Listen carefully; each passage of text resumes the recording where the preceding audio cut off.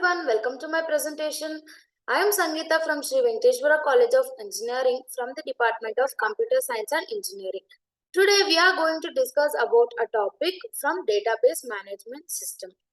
And today's topic is Relational Modeling Concepts, Relational Model Constraints and Relational Database Schemes.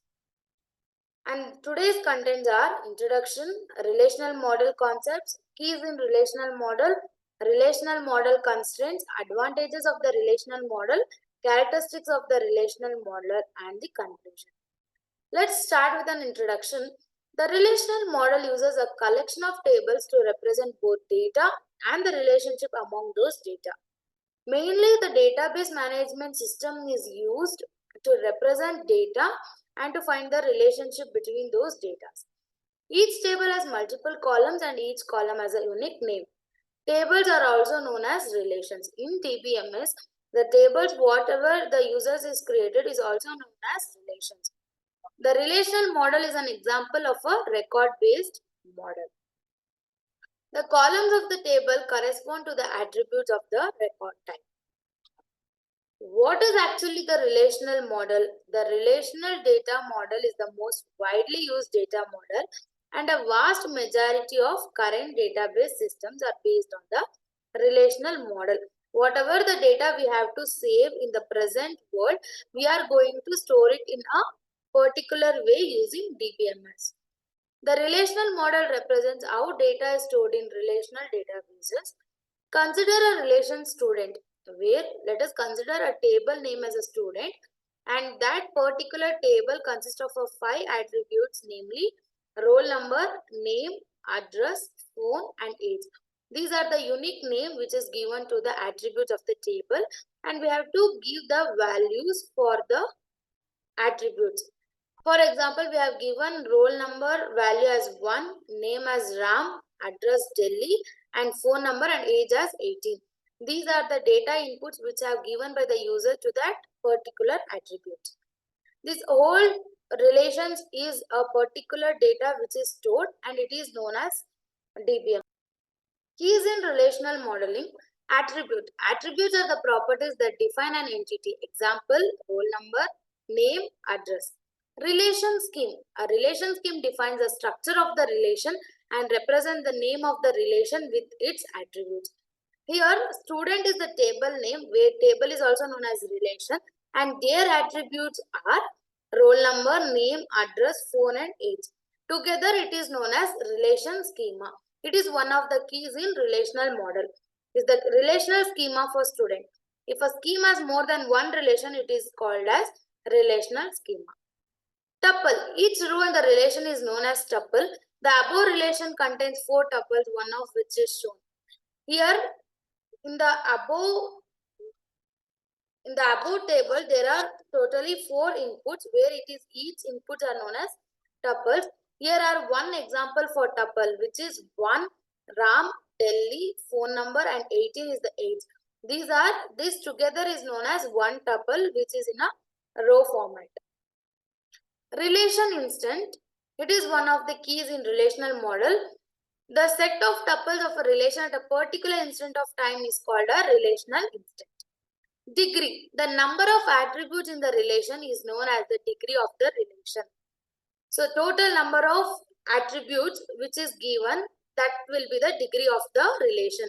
For example, in above table, there are 5 attributes, namely roll number, name, address, phone, and age. So, the degree of the relation student will be 5. The total number of attributes is equal to the degree of the relation. Cardinality. The number of tuples in a relation is known as cardinality. The student relation defined above as cardinality 4. Column. It is one of the keys. The column represents the set of values for a particular attribute. The column roll number is extracted from the relation student. Whatever the values we will be getting in the rows is known as tuples, and whatever the value we have given for the particular attribute, it is known as column. Null value. The value which is not known or unavailable is called null value. Relation key. These keys are basically the keys that are used to identify the rows uniquely. The keys are primary key, candidate key, super key, foreign key, alternate key, and composite key. Relational modeling constraint. If there is a violation of any of the constraint, the operation will fail. So the domain constraint, these are attribute level constraint. An attribute can only take values that lie inside the domain range. If a constraint age greater than 0 is applied to student relation, inserting a negative value of age will result in failure.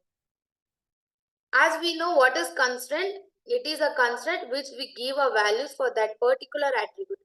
For a particular attribute age, if I give any condition that age should be greater than 0 or age should be greater than 18, if the condition is fails, then the result will be failure. Key integrity, it should be a unique for all tuples, it can't have null values. Referential integrity, when one attribute of a relation can take values from another attribute of the same relation or any other relation, it is called referential integrity. Table student. So we'll consider two relations. Here we are considering a two tables which is known as student and one more is branch. Now let us see how that the referential integrity works. In our table student, there are the 6 attributes, namely roll number, name, address, phone, age and branch code. The another relation is branch code and branch name. Here we are having the same attribute in two relations, where the one relation student is also having a branch code and the another relation branch is also having a branch code. Here how the referential code works is, branch code of student can only take the values which are present in branch code of branch, which is called referential integrity constraint. In branch code, the tuple values, whatever the constraint values what we have given is CS, IT, ECE and CV. The same value should be given in the table student in a row of branch code where we have taken CS, EC and IT. This is known as referential integrity constraint. Next is advantages of relational model. Simple model. Relational model is simple and easy to use in comparison to other languages. Flexible. Relational model is more flexible than any other relational model present. Secure.